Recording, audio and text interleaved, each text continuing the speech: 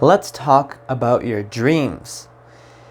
Specifically about competition. You see, a lot of us can get discouraged that there is competition for our big goals in our life. You know, if you want to be a YouTuber, for example, the amount of competition is immense. And that's precisely because it's valuable. You know, a lot of us have a fantasy that and we would wish that we could find our own blue ocean. You know, we can create our own purple cow. And what that means is we can be in a field or create our own niche so specific that there is no competition. And while you might find something like that for yourself, for a lot of us, that's not going to be the case. But what I'm here to tell you is that one should not look at this competition as necessarily a bad thing or a discouraging thing, but rather realize that your dreams thrive with this competition. Think about it, right? With all these people around you trying to get the same thing that you want, then you have to yourself motivate. You have to self-motivate in such a way such that you can actually beat all of these people. In a way, we actually don't know how much we have to perform if we don't really have any benchmarks, right? If you're doing, even if you're pioneering a new field, let's say 100, 200 years from now, someone that, picks up, takes the torch from you, when you pass on the torch to the next generation, they're going to be able to do it way better than you, more intelligently, right? And what I'm saying here is that,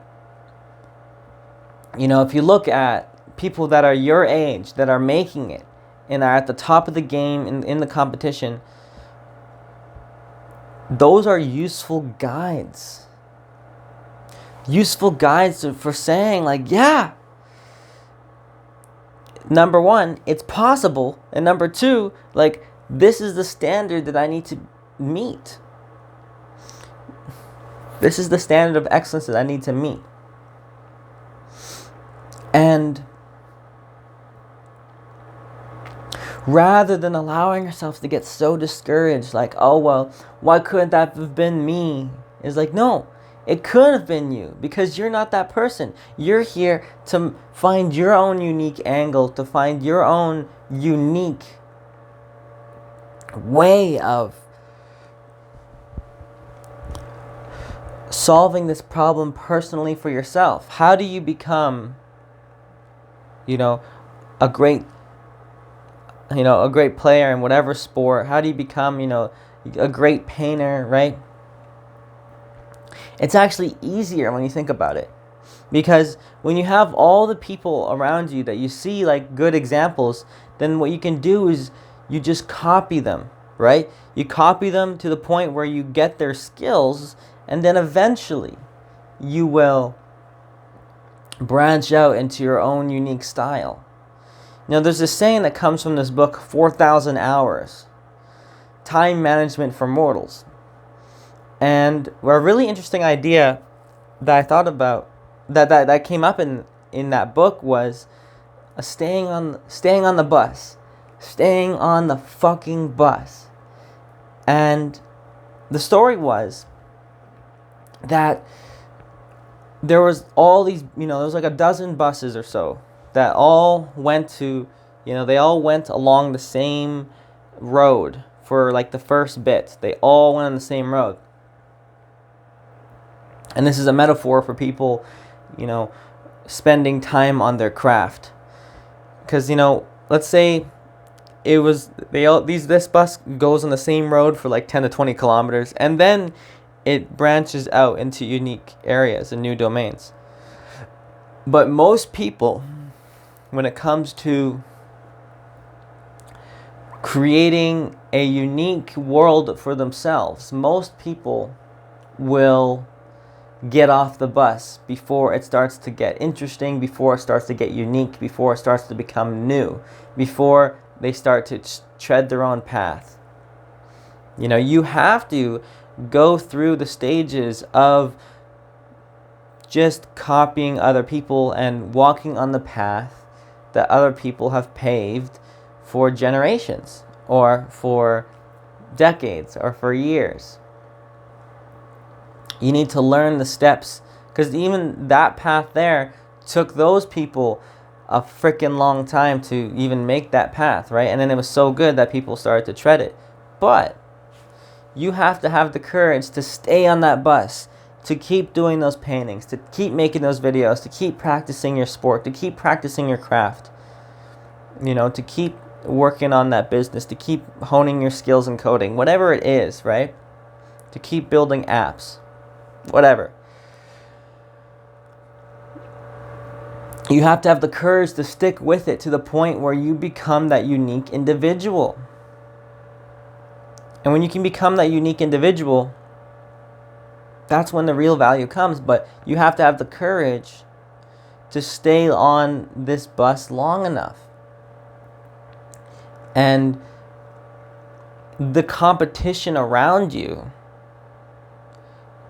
is actually a great motivator to push yourself even more into a domain that is new, that is unique, that would not have been generated if you didn't have that pressure on you to be unique. Because in the fields that are extremely competitive, you have to come up with something completely unique, completely new. And that, in a sense, is one of the big drives of evolution, right? When there's competition, then survival of the fittest comes into play. And so learn how to appreciate this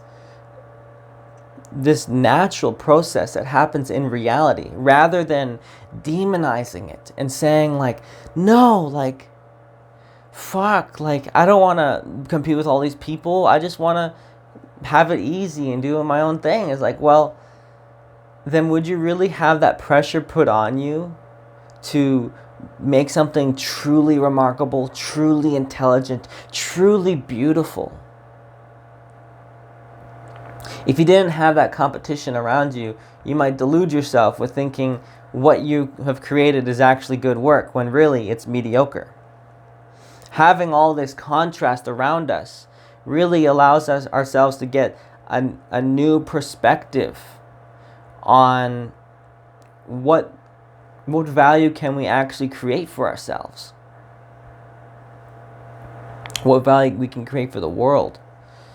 You know, without all these different perspectives, you would just create something and think it's the best thing in the world, and then when you try to ship it, when you try to make it public, it just falls flat on its face.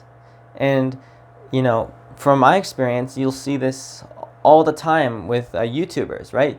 We fall so much in love with our baby, you know, with our video that we make, you know, and then we don't want to cut things out. We don't want to not use certain shots. We don't want to completely scrap ideas, even though we put so many hours of investment into something, because we want to be recognized for the effort we put in.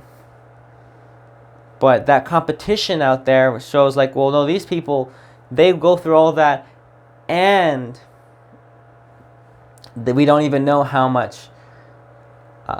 many hours they put into actually making that good idea work.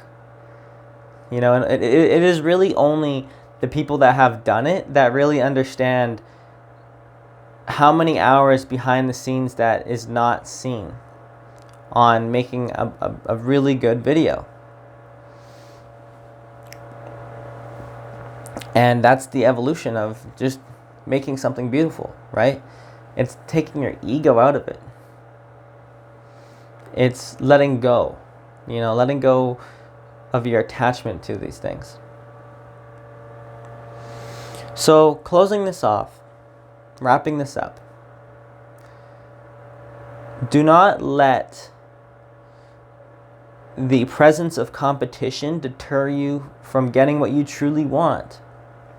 If you truly want to be a YouTuber, then go for it. Is it going to be difficult? Yeah, but nothing is worth it until it's hard. Nothing is valuable until it's difficult to attain. That's what makes value baked into reality. Things that are valuable are things that are difficult. And things that are really valuable are so difficult because they have so much competition for it. But that is a driving force of evolution, such that it's working towards your advantage so it can bring out the gifts that you have for reality. I don't think you would create the best art in the world if you didn't have that pressure on you. We need that stress. We need that suffering in order to create something truly, truly beautiful. So next time you're looking at the difficulty of an endeavor of pursuing a career that you truly want to be a part of, next time you look at that competition, learn to appreciate it rather than demonize it. And with that, I'd like to thank you for watching, and I will see you in the next one.